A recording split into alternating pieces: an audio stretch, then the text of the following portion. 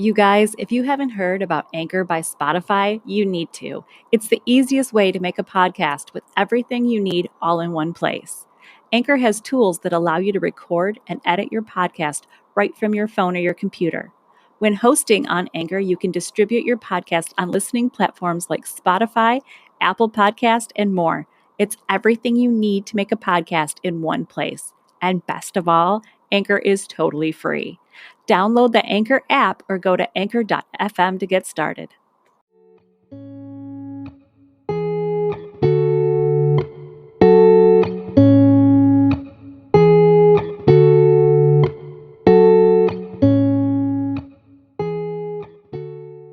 Welcome to Mimesis, the podcast where life and art imitate each other in all sorts of twisted ways. I'm Sandra Sheriff-Zackerly. And I'm Stacey Rourke. And we are your hosts on the zany adventure. Yes, we are. Any and adventures what this week? Apparently I have more than you. Yeah. We talked right over each other. My adventures this week, we just got a Peloton bike for the first time ever. Yes, Peloton, please sponsor us because I'm addicted. I want one. We got it. You need one. We got it 10 days ago. I'm 10 for 10 as to daily workouts. Nice. And you can stack the things you want to do. So I go in and stack it where I like do a 5-minute warm up, and then I'll do a 20 or 30-minute ride, and then 20 or 30-minute strength training. And then you can do a cool down exercise, and then you can do a stretching one at the end, and different things every day. Today I did some dance workouts today. One of them was an Usher dance. You know, you're dancing to all Usher music. And at the end, Usher himself came out and started like singing and dancing along with it. That was amazing. They have a Lizzo ride that you're on the bike and you're going to all Lizzo music. And then Lizzo, I think I saw that. She herself came out. Yes, she came out. Her dancers were behind her. She's on the bike going and singing along with it. It was freaking amazing. So yeah, I follow Lizzo on TikTok, and I think I saw her post something about that. And I was like, what is that for? But I never went back to the video. I highly recommend it. And honestly, what we pay for the monthly subscription to the app, which is where you get all your workouts and everything through, there's one cost for the entire family. It's like $40 a month, but you could not take your entire family to the gym for $40 a month. So I highly recommend it. And like I said, there's weight workouts. You get off the bike, you're actually using the screen for the workout. Highly recommend. And no, Peloton is not sponsoring this. We're just hoping someday they do. And we just want to recommend the product because you like it. Mainly, I just want to recommend the product because it's fantastic. I feel great. And, good. Doing good things. Good things. I really need to get back to the gym, or just get a Peloton bike. Or just get a Peloton bike. Mm-hmm. But we'll see what happens first. I highly recommend it. I need to finish the renovation of my office before I can do anything like that. Yeah, you need to have a place to put the bike before the bike comes home. Oh, when they deliver it, they have the people that come right into your house and they set it up for you and they give you a tutorial on how it works. And, wow. Yeah. It's pretty cool. Yeah. I don't want to say I'm addicted, but I'm addicted. Addicted. The other thing before we get into this week's episode that you're hosting, I do want to touch on last week's Elvis episode. Yeah. We had a listener, Susan Burdorf, who contacted me, and Susan works in a home for seniors in Tennessee. And she actually has a couple of her residents in this home that knew Elvis when they were little girls. Like knew him to where one of them said he gave her guitar lessons. How adorable is that? That's awesome. Now, these two women did not know each other beforehand, but they met Okay. in the home and they both happened to know Elvis. So they were exchanging stories. And both of That's so them, cute. the things they could agree on was that he was a very shy young man, which is not something you think of when you think of Elvis, that he was shy. No. And also that he was very humble. He didn't, he wasn't the Okay. guy that was throwing his wealth around. He was very humble and he was very kind. And I thought that was very cool that, these two women that never knew each other before, they both interacted with him and had the same opinion of him. Yeah, that's really cool. Yeah. So I was glad Yeah. she reached out with that. Susan, thank you for sharing that story. Yes, thank you. I We liked like to that. hear this stuff. Yes. We like to hear that people Yeah. are listening and we're not just talking to ourselves. Right. Which we do enough anyway. We do. Yeah. Yeah. I told you about when I was at the gas station, didn't I? No. Please. I work from home. I talk to myself all day long. And then I went out to the gas station and the pump wasn't working. And I was talking out loud that I don't understand what's happening here. This is the dumbest. And then I was like, you are by yourself and full out talking to a gas pump. Oh, yeah. That's right. Other people can hear me. I remember now. Oops. Yeah. Oops. Yeah. Okay. Anyways. So this week's episode, Yes. it's kind of a heavy hitter. So Okay. we do have trigger warnings of depression, suicide, Okay. and murder. Oh. Yeah. So please, it's going to get deep. And Okay. we're going to go off on tangents, but there is some really cool stuff in this of healthy things. Okay. What are we talking about? We're talking about Patch Adams. I would not think that's what you were going to say after saying murder, suicide, and depression. I know. I didn't know what I was getting myself into watching the movie. And then after I watched it, I was like, oh, okay. I always thought it was a funny, happy comedy movie, not kind of this, we're going to poke at some real life issues. Okay. I know nothing. I've seen the movie. I know nothing about the man himself. So anything you can teach me there, Obi-Wan. Obi-Wan. Okay. So we're going to start out by saying, please, if you are having thoughts of suicide, reach out to somebody. Anybody. Absolutely. The new number for the crisis line is 988. Easier to dial instead of the long 1-800 number. I think that it used to be. It's just 988 now? 988. It was just released July 2022. So, just a month ago. Okay. We'll start with the opening. Okay. You ready? Mm-hmm. Okay. The opening scene of the movie Patch Adams, played by Robin Williams. Who's brilliant. Was brilliant. And yeah. He plays Hunter Patch Adams. He has checked himself into a psychiatric ward in 1969 as suicidal. Which, really, it's hard to see him portray somebody that reached out is at that contemplating suicide. Yeah. Yeah. Because he didn't reach out in that moment in his own life. Right. The film was released in 1998. So he is looking for meaning in life and is definitely having mental anguish. He talks with a psychologist and realizes he really isn't listening to him. So he starts saying random obscene words and phrases. The psychologist isn't listening to him. Right. He's sitting in front of the psychologist, and the psychologist is just trying to put sugar in his coffee and make sure his coffee tastes good and just taking random notes and not listening to him. And so he starts saying, go ahead. He starts saying penis and weird random things. And then finally the psychologist was like, what'd you say? And he's like, oh, nothing. I didn't say anything. You know how sad is it to be at that moment when you're saying, I need help, and to blatantly see that the person that's supposed to be listening and is supposed to be there to help is just clearly not. Right. Like, they are there to help you through this, and they're not doing it. Yeah. Like, I'm going to be honest.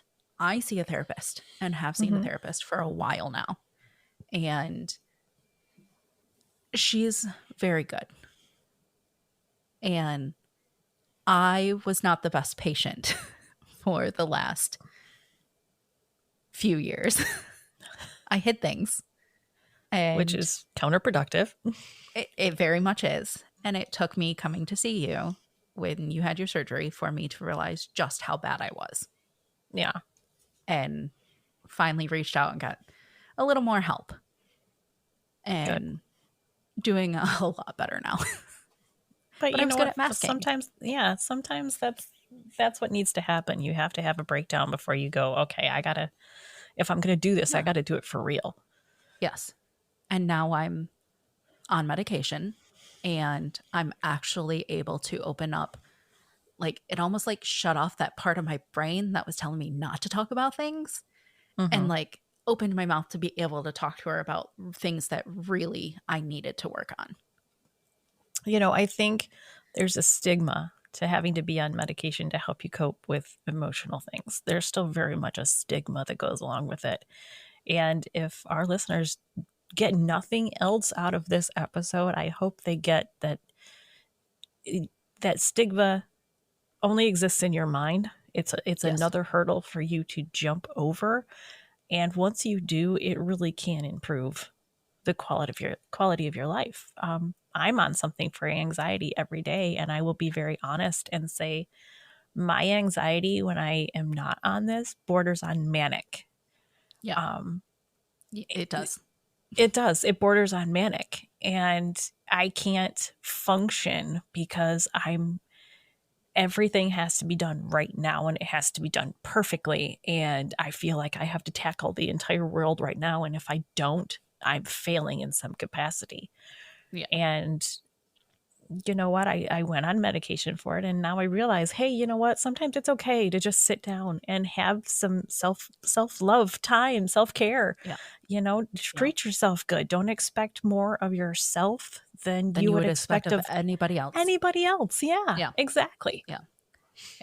Mine is depression, anxiety, where depression that was caused from childhood trauma, being raised by a narcissist, dating a narcissist, then Not your husband. not my husband, then losing the step parent to suicide, which then brought up the trauma of losing my dad. So it's been like depression on depression on depression. And then having a child so young, postpartum depression that was never caught, then postpartum depression with my son. So it's been like just years and years. So now I think it's called like generalized anxiety disorder. And the medicine has helped so much to be able to like work past those traumas. Yep. And sometimes that's what you got to do. Yeah. And to help you get past I have to like tell myself, I am worthy of love and self-love. Absolutely. Absolutely. Yeah. So going back to the movie now, Patch Adams starts to connect to the patients and realizes that the medical system is broken. Okay. And wants to become a doctor and helps people to change the medical system. And I lost the word. He checks himself out from the psychologist. Okay, but he's got a renewed purpose now. And yes. Yep. So he didn't go in there for what he thought he was going in there, but he came out with something even better. Even better. And he's saying, I'm choosing to be happy. And that's what do we know what he did before for a living? I was going to get to that. Like right now. Sorry. Sorry. So, Patch really did go into the psychiatric hospital. However, he was a lot younger than was portrayed in the movie. Okay. So I found this on his website. He said, after my father's death, we moved back to Virginia, and I was placed in an all-white school where I immediately was confronted with the ugliness of segregation. I got in trouble with my classmates and was beaten up for standing up for the racism that surrounded me. I was a strange, nerdy kid, and in my late teens, I was hospitalized 3 times because I didn't want to live in a world of so much violence and injustice. Aw. 18. Wow. So that's how young he 3 was. times by 18? 3 times by 18 for wanting to commit suicide. That's so sad. But you know what? Good for his parents that they were on top of it. They were attentive. They were trying to get him the help that he needed. His mom, yes, because his dad passed away. Okay. Yeah. Yep. But yes, absolutely. He said everything changed in the last hospitalization when I decided that instead of taking my life, I would make a love revolution. And at 18, I found my desire to serve humanity through medicine and made the commitment to myself to never have another bad day. And he left the hospital on fire and purpose and a couple interest while working on my medical degree. He was going to have a love revolution. That's what a great way to look at it. I'm going to live my life focused on love from this day forward. Yeah, That's and focus on fantastic. humanity. Yes. That everybody deserves happiness and love. And to come to that conclusion at 18, are you kidding me? Yeah. Wow. Like, looking into what he wants as his hospital to be is what I think most want out of their medical. Yeah. Like, free hospital, no insurance, no copays, nothing. It's just a community. And there's so many countries that's how their medical system is. Yeah. You don't pay for medical treatment. Right. And this goes to the extreme. They want you to help out if you can. Like, make dinner for this person. Like, it's a whole, like, home community. Okay. It makes sense. Like, my way of loving people is I just want to make them food all the time. Yeah. Yep. I'm an acts of service person. I want to do things for people. Like, I want acts of service done for me too. Like, I don't know. That's just me and how I am. But, like, I love it. Do you know, this is, again, it has nothing to do with the depth of this moment right now, but we're talking about our love languages a little bit. I would have married my husband over again today so hard. Like, I would have married that boy so hard. And do you know why? We're hitting the Peloton every day. And yesterday, before I worked out, he had cracked open a Monster because he was, in the middle of the day, he's starting to sag a little. And I asked him, is there a Monster left over? Because I'm going to work out in just a minute. And he was like, there's 2 more in there. Now, this boy got up this morning, worked out, got ready for work, went to work. All of that time, he had plenty of time to drink that second Monster that was in there because there was one left. He left me that Monster for my workout today. Would marry him again so hard. I'm not even kidding. It's the little things. So I opened the refrigerator and I was like, oh, see, now that's love. 20 some years, that's love right there. Well, my husband almost made me cry today. Did he poke you in the eye? Oh, no. I wanted to say yes, but no.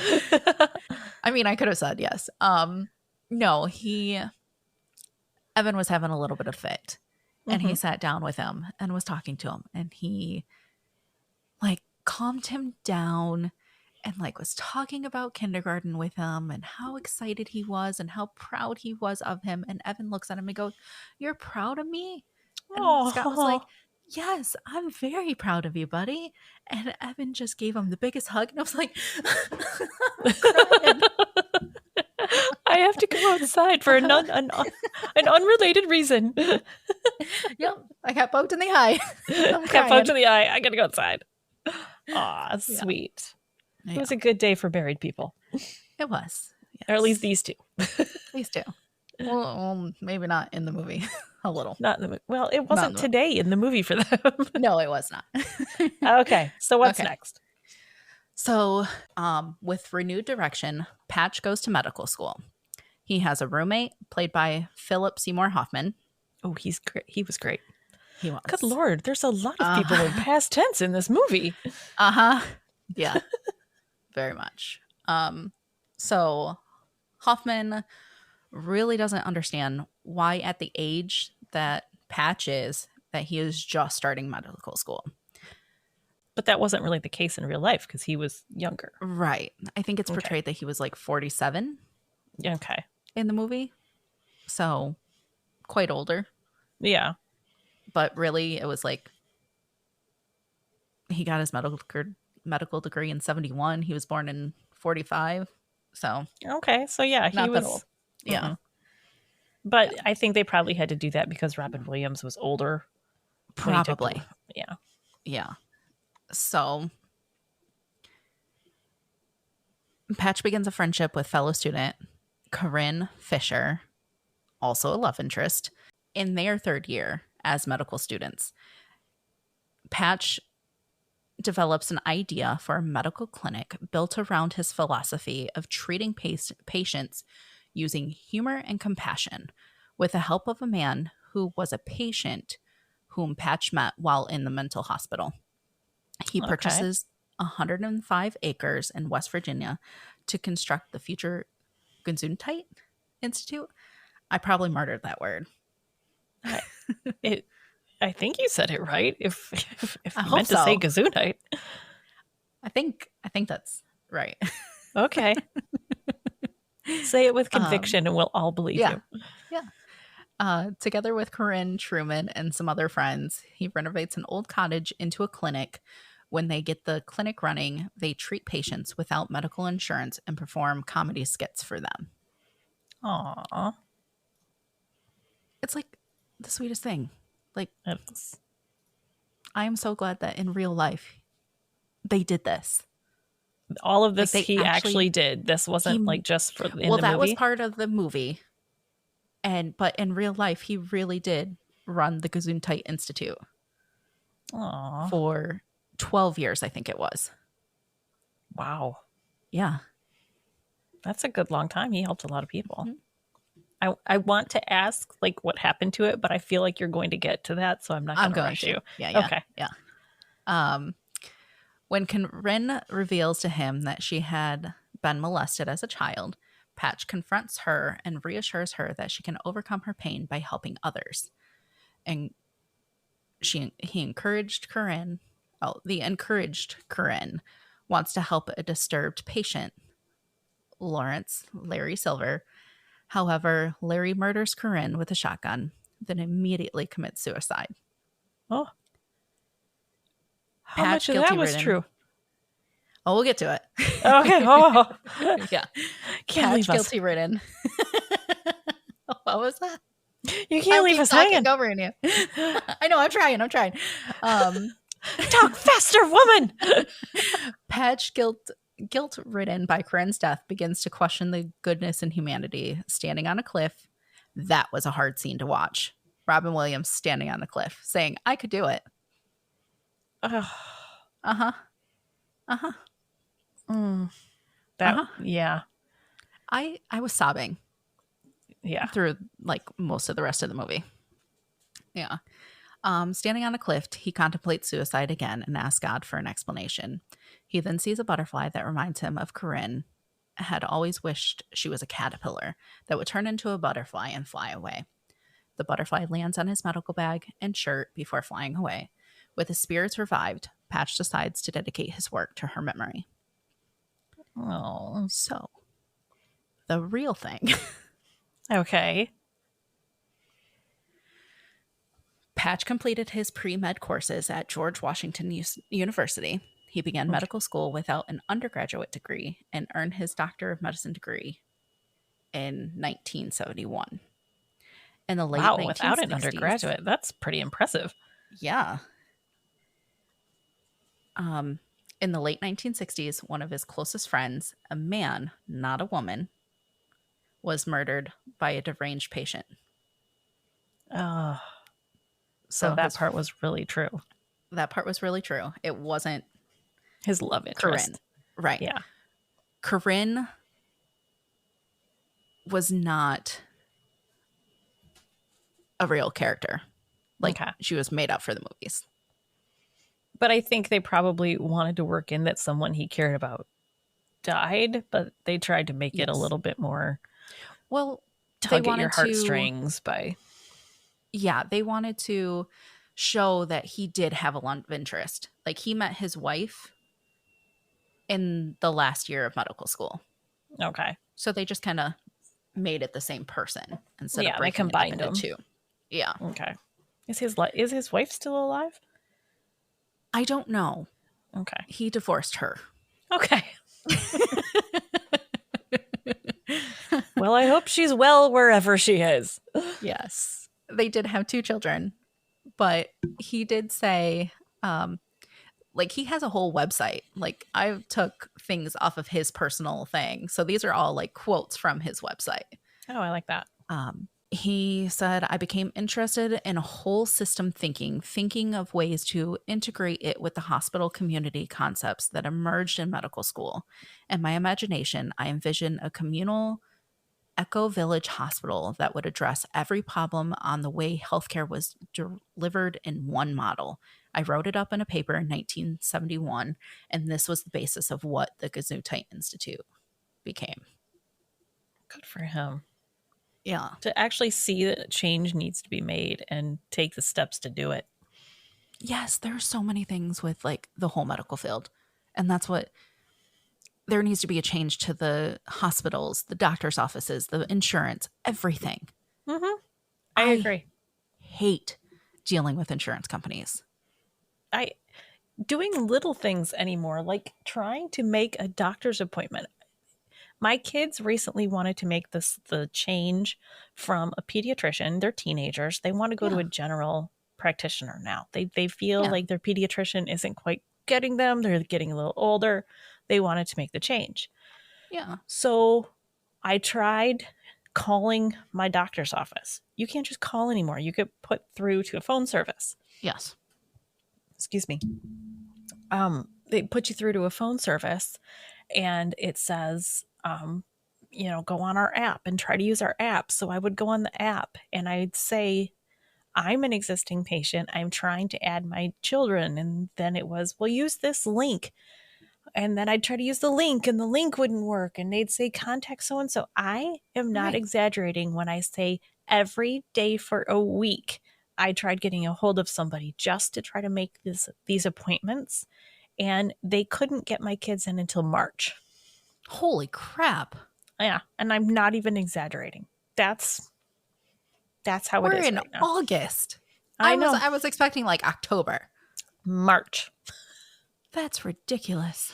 Mm-hmm.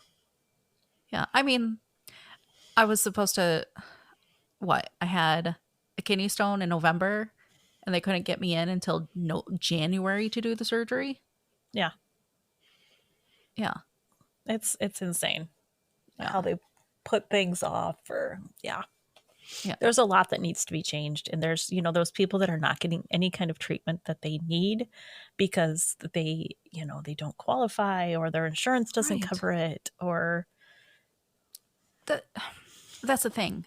If you make so little money that you can't even go to the doctors to help yourself. Yeah. So that you can work to make the little money that you're getting, that's a shame. Yeah. We're failing people. We're completely failing people. The insurance companies, I have had to do their jobs for them pretty much. Call the one, because my daughter has 2. Call the one, call the other, try and get them to coordinate the benefits. That shouldn't be my job. They have people to do that. But they get paid to do that. Right. Yeah. Mm-hmm. Because they don't And expect people to do the legwork that you're doing. They expect them just to Right. go, okay, well, I guess I have to pay out of pocket. Right. And the amount of money that the doctor's office have to charge for things to even get what they need out of it. That's why it's ridiculous. Yeah. Like, I'm going to charge $12 for an ice pack, even though that ice pack cost us $1, but I'm going to charge that insurance $12 so that I get that $1 back. Yeah. It's horrible. It's become such a big business. Jay had to get 2 root canals recently, and they said our out-of-pocket expense for this before or after insurance, they said it was going to be like $700 per tooth, something like that. Yeah. So with crown and everything, or I don't even remember how it broke down. Okay. I just remember that for this one initial thing, they said, your insurance will cover this much. You have to pay $700 per tooth. And he was like, okay, well, we do what we got to do. So he paid it, and, everything got done. We hadn't heard anything back. So we thought everything was taken care of. And then I went to take my daughters in just for a cleaning. And I was like, okay, well, I have a copay. And they were like, oh, no, you don't. It's covered. You have a credit on your account. And I was like, credit? A credit? Yeah. What do I have a credit on my account for? Well, your insurance paid more for his crowns than we thought we were going to. So we just credited the remaining balance to your account. And I was like, how much is on my money there? back, please? Oh, guess how much was on there? How much? $950. No, I want my money back. Yeah. Give me a refund. We're going to need a refund for that. Are you freaking kidding me? Yeah. You're going to keep that night? No. Like, I don't come to the dentist enough for that to stay on it as a credit. Yeah. No. Our insurance cover our cleanings. So I'm going to need that back. I'm going to need that money back. Thanks. Yeah. The fact that somebody in their office was like, just credit their account. No. Yeah. Okay, so let's get back to Patch. Okay, back to Patch. With an amazing group of friends, he created the Gesundheit Institute. Gesundheit. Thank you.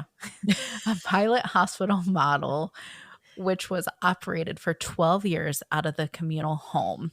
They were always open to any kind of problem. The policies were 1, no charge. 2, no health insurance reimbursement. 3, no malpractice insurance. 4, 3 to 4 hours initial interview with the patients. So you really get to know the patients. Yeah. 5, home as the hospital. 6, integration of all the healing arts. So everything from like, mental to like holistic. We're going to do like the Reiki. Yeah, holistic, everything. Reiki. Okay. See, I don't do words well. It's okay. I just talk. This is a fun game. You say it, and I just try to decide what you were saying. Isn't that what we usually do when I text? Yeah. I think she means this. And then every now and then I just have to go, what? Yeah. So how did they get paid? Like, how did they keep the money to even keep the place going for 12 years? I don't know. It was all like donated, like time, donated things. Yeah. Okay. That's the only thing that I can imagine. Or maybe they were working as a nonprofit. I don't think so, because they didn't want anybody to pay anything. So this is all like donated services. Okay. So did I wonder if the physicians that worked there had other places they worked as well and just donated some of their time? Yeah. Which I like that idea. Yes, very much. And that's what I'm saying. Like, if we could all, as a society, just donate things. What happened to trade and barter? Seriously. Yeah. Like, I'm going to help you out. You help me out. We're all good. See, I would love that if we went back to the community where like somebody sits around and tells stories all night to entertain people. And then people give them like gifts and goodies in exchange for that. Yeah. That would be great. I'll wanna just be sit the around crazy campfire old- and cook. I want to be the crazy old lady storyteller. I love that. Okay. 7, integration of medicine with performing arts, arts and crafts, nature, agriculture, education, recreation, and social services. 8, the health of the staff is as important as the health of the patient. Yes, absolutely. Yes. That's so nobody true. should be wearing themselves out so much that they can't take care of somebody. And how often did that happen in the midst of COVID? All the That time. medical professionals were freaking so dead dog tired. Yeah. Wearing themselves out. And yeah, no. You can't Yep. take care of somebody unless you're taking care of yourself. Yep. Boundaries. Boundaries. Mhm. So not only did he actually create this hospital, he also created 50 presentations and performed them in 70 countries. He Wow. has spoken at numerous medical schools in the US and around the world. In 1985, he took a group of people on a clown trip to what was the Soviet Union, dressed in colorful clothing, and they visited hospitals, orphanages, homes for the elderly. Homes for celery. Homes for the elderly, and just clowning around in the streets.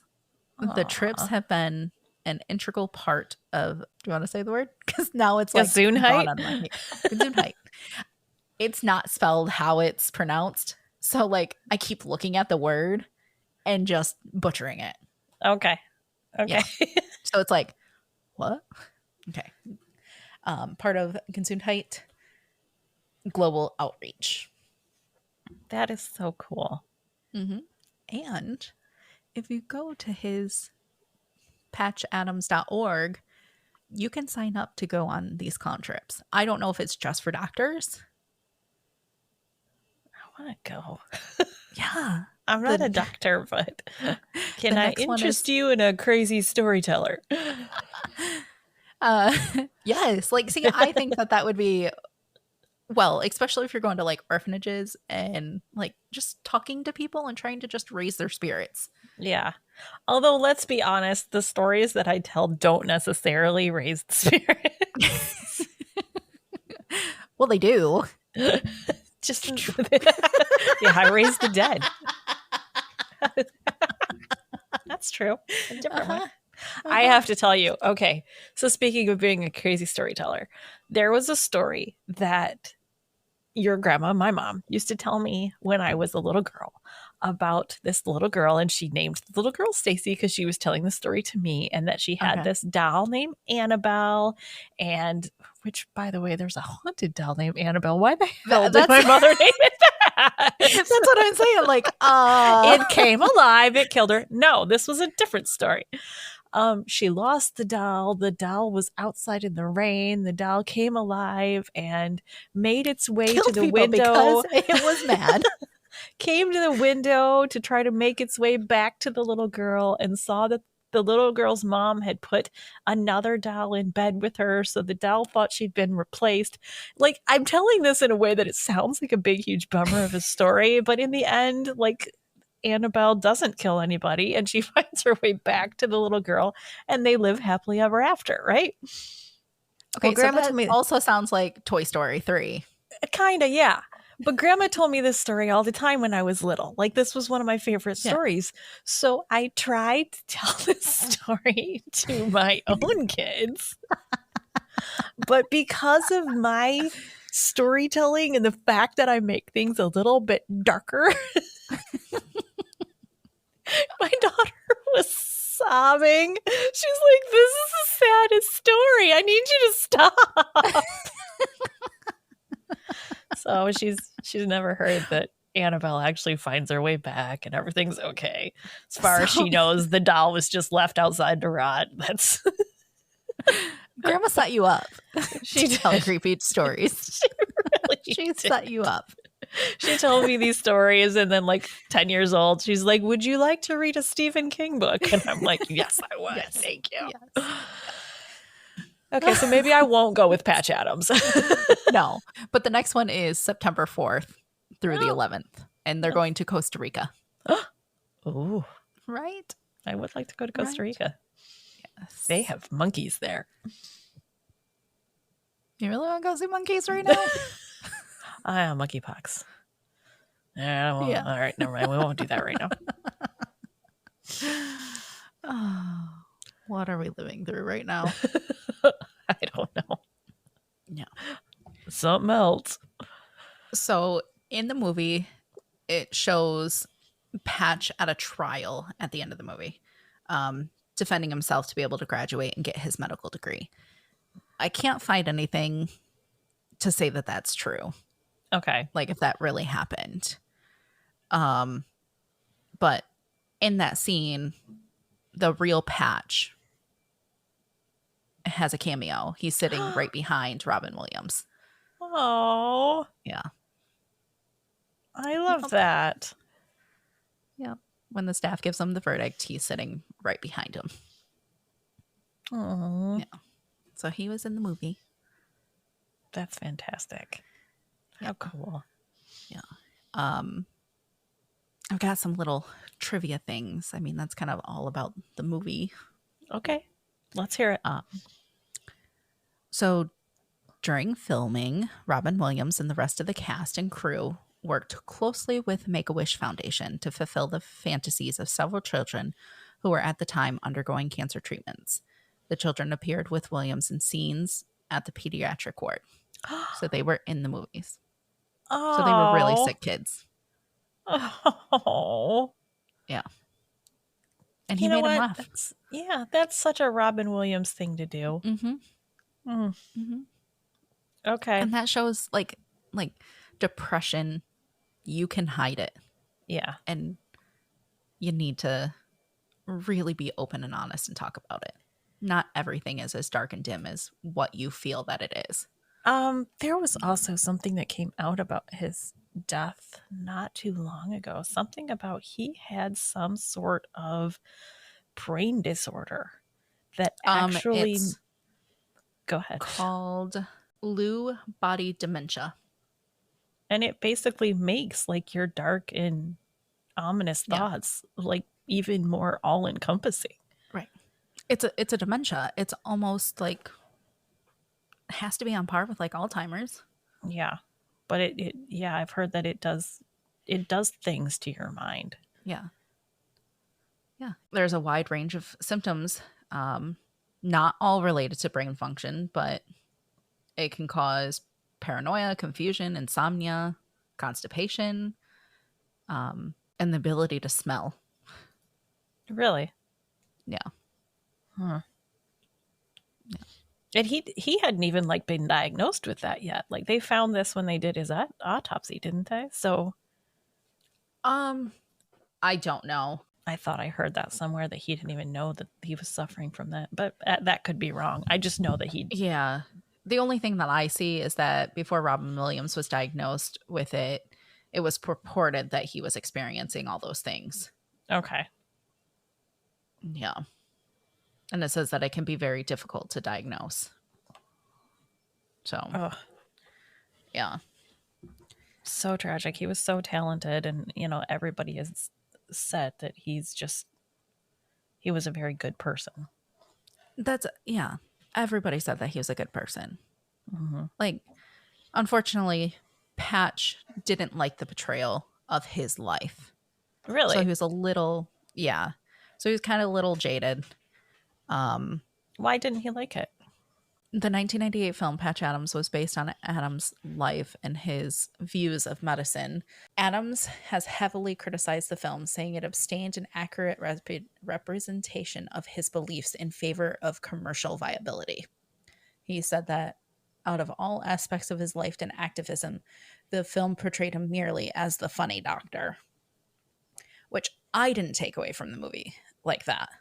Yeah. I literally saw like he was trying to make a change because they were so strict in their ways. All these old men. Oh, Yeah. okay. It was Yeah. the 60s Yeah. when segregation was really real. You know, this is the second week in a row that we've done something that involved the time of segregation and people fighting against it.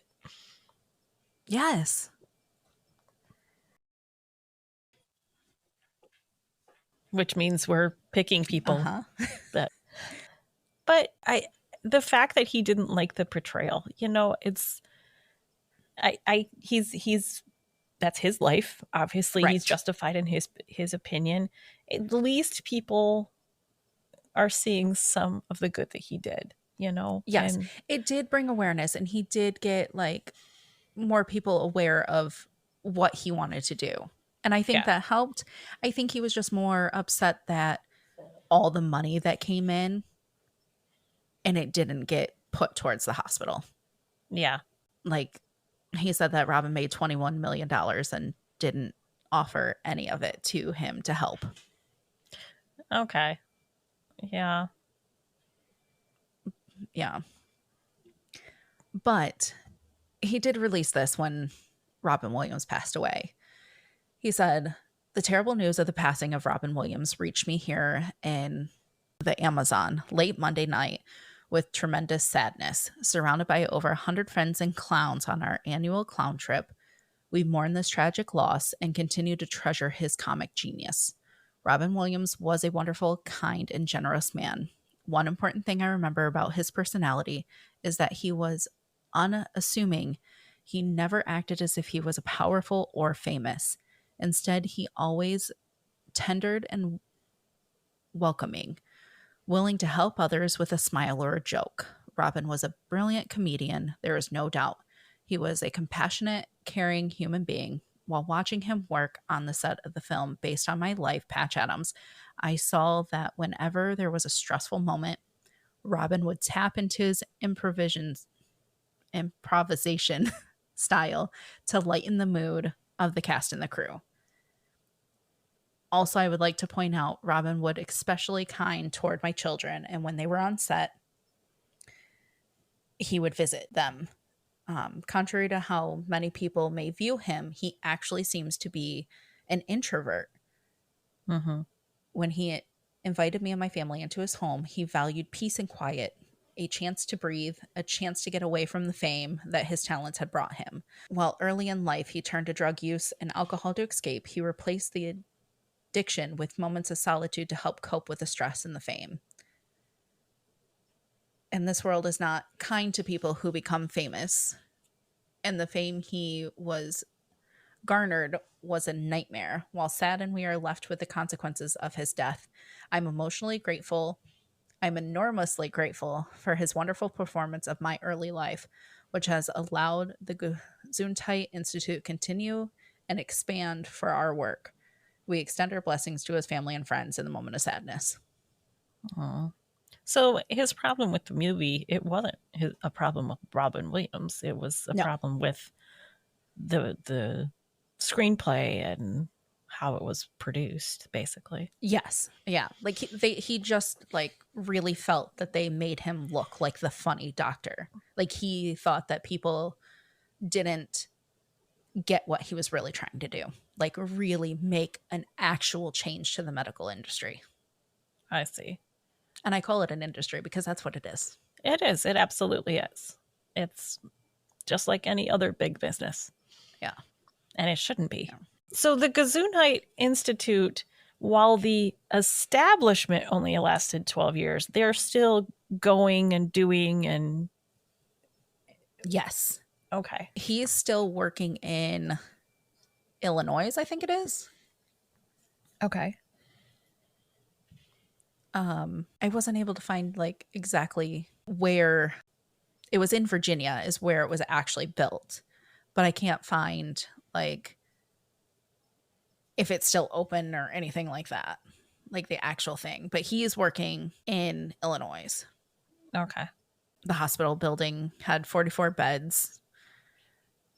It was in West Virginia, sorry. Okay. But I like to think about how he said that Robin Williams did do comedy stand-ups to help with the stress of the actors and everybody on set. Because those stressful moments he was trying to, and you know what? I can see him being an introvert because of that, because anytime you ever saw him in an interview or behind the scenes or anything, he was always on, always. And he was given like 110% all the time. And you have to think that there had to be times where he just wanted to go home and turn everything off and not be Robin Williams anymore and just be himself. Just, yeah. Like, I'm going to sit with myself and loathe. That's not the right word, but like, I get it. Yeah. Like, just nobody really knew how dark I was. Yeah. I think I had it.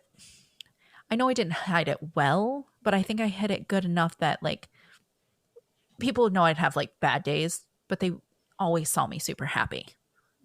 Like my therapist told me, you are super intellectual, super smart. However, you are emotionally stupid. Because I wouldn't allow myself to feel certain emotions. Yeah. And that's where you have to feel them. You can't just hide from them. Because it's going to be painful, but you got to get through it. You got to let yourself feel it. And yeah. And I think my mom's boyfriend killed himself.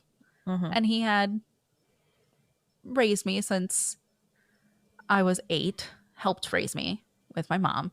And he killed himself when I was 24. So when I was 7, my dad died in a car crash. And it was really hard for me when my mom started dating him because they looked identical. They really did. It was so scary. The very first time I met him, I literally was asking other people in the room if they could see him because I thought it was a ghost. I'm not even remotely kidding. I was like, does anybody else see him right now? And I know people thought I was being a freak, but he looked, and that had to be why your mom was drawn to him. I mean, I think so. Definitely. She was missing him and was like, hey, this guy looks a lot like him.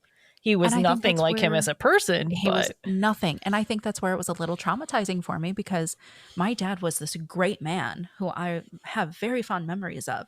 And then there's Mike, who we did not get along. We butted heads. He was completely opposite from my dad. And it was traumatizing. Yeah. And so he killed himself, and it was a lot because it brought up all those emotions again from when my dad died. I don't think people understand. You know, when you're in those moments where you're so depressed that you're contemplating suicide, you think everybody's just going to be better off without me. You don't understand the impact of the people that are left behind. Yeah. When I was in college, a guy that I knew killed himself. And I remember going to his funeral, and I'd met his brother, his older brother, a few times. I'd hung out with him a few times. But I just remember that we knew each other, but he grabbed me and held on to me, and he was a big guy in like this crushing bear hug. And you could tell that he was just lost. He didn't know what to do with himself anymore. People don't understand that the people that you left behind, you took yourself away from them, and they can't wrap their minds around that. It's hard. Yeah. Like, I had to deal with his death, and it's hard for me because like I didn't want to see him die. I didn't want him in my life, but you know, if he would have reached out and said, hey, I need help. Yeah, absolutely. And I think even though I didn't want him in my life, I would have helped in some way. Get him the resources that he needs, or, you know, hey, you know, calling the local police department. Somebody needs to do a wellness check. He's not doing good. And, you know, I know we've talked a lot about, you know, our own personal matters here. And, but I just want our listeners to know that if you're feeling those feelings in any way, please reach out to somebody. Absolutely. Anybody. It can Yeah. be the mailman. It can be the person at the store. Just say, hey, I need somebody to talk to. Yeah. It can be us. Message us. Message us. We'll give you all our social media links. Just, message us. And, if you need resources, if you just need somebody, if you just need to feel you're not alone, we're here. Right. Reach out. Mm-hmm. Right. Oh, this was a heavy one. Uh-huh. I told you it was going to be. I tried to prepare you. It was. Mm-hmm. Oh, goodness. But you and I talked about this, and we said this week and next week, this is going to be our Restoring Faith in Mankind episodes. Yes. Patch Adams was somebody who cared about people. And next week, I'm going to be covering the pilot Sully, who performed the water landing that saved 157 people. Yes. So, speaking of, I just was looking through my notes and you said Sully, which Tom Hanks. Yes. Tom Hanks was considered for the title role. Okay. I could see for that. Patch Adams, but he turned it down. Why did he turn it down? He turned it down because he was making Saving Private Ryan. Okay. Good decision. That was a good movie. That was a really good movie.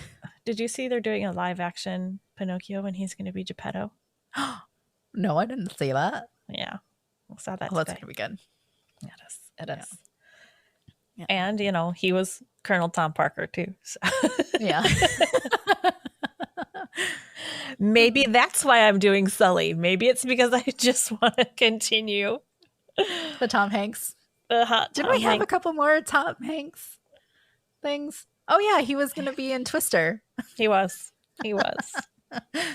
Yeah. No, you were on a Stanley Tucci role for a while. Yes, I was. And now we've gone around to Tom Hanks. Tom Hanks. Yep. Yeah. All right. Well, is that about all we got? I think so. Let's give these nice people some ways that they can get a hold of us if they just want to talk or they want to shoot us some topic ideas. Sandra, where can they reach us? They can reach us at Facebook at The Mimesis Podcast, Instagram at The Mimesis Podcast, Twitter at Mimesis_podcast, and mimesispodcast.com. They can also email us at themimesispodcast@gmail.com. That's right. I feel like I'm forgetting one. Patreon. Patreon. At Mimesis Podcast. Well, until next time. Bye. Bye.